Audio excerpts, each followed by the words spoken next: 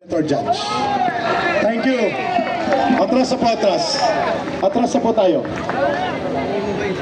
Alam niyo po,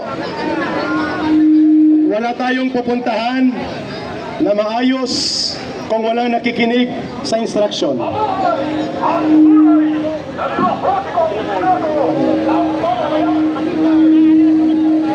Sige. Kung hindi po tayo, pwede ba dito na lang? Para isa lang po ang instructions. Okay.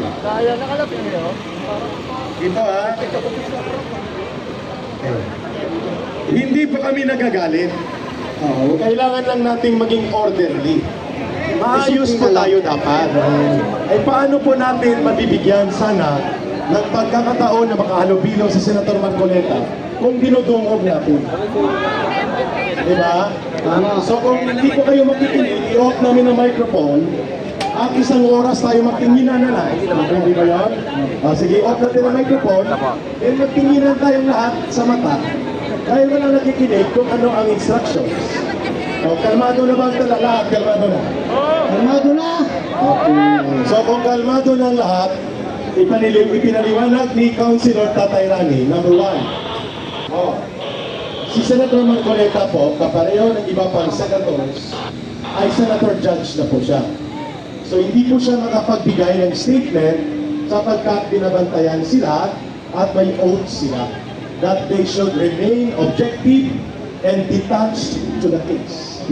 Ibig sabihin po, hindi sila pwede basta-basta mag-appear dito. Bakit nag-Senate Honorable Committee? Iba naman po yun.